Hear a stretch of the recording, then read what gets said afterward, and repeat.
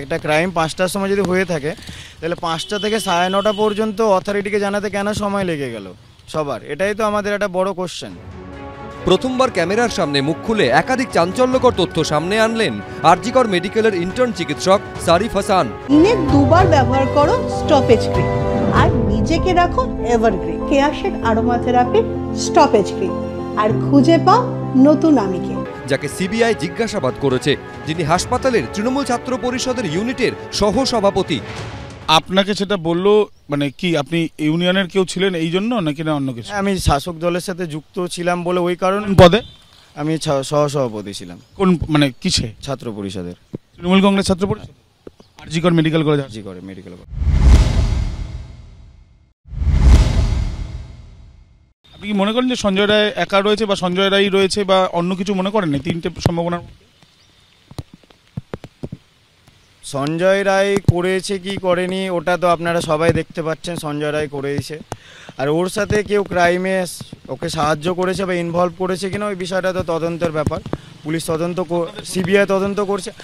আমাদের একটা সাধারণ ছেলে হিসেবে আমাদের কোনোদিনে এটা দেখে মনে হয় না যে ওটা একজনের মানে কারোর করার পক্ষে পসিবল।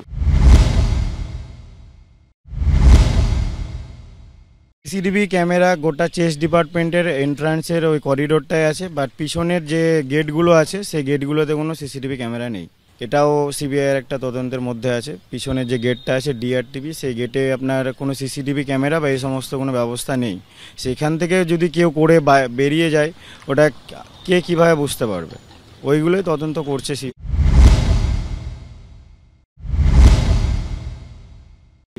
ওই দিন অন্য কোনো জায়গাতে কোনো প্রোগ্রাম বা কোনো গেট টুগেদার এরকম কিছু চলছিল?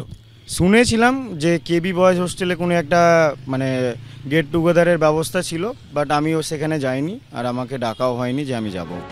চারতলায় ঘটনাস্থলের আশপাশে কোথায় সিসিটিভি আছে, সিসিটিভির নজর এড়িয়ে কোন রাস্তা ধরে অকুস্থলে পৌঁছানো যায়, সোমবার সেখানে পৌঁছে তা সরেজমিনে খতিয়ে দেখেন সিবিআই অফিসাররা।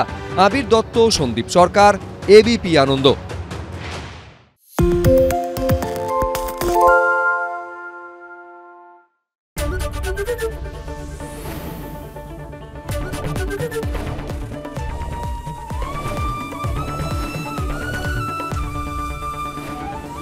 এবিপি আনন্দ, এগিয়ে থাকে, এগিয়ে রাখে।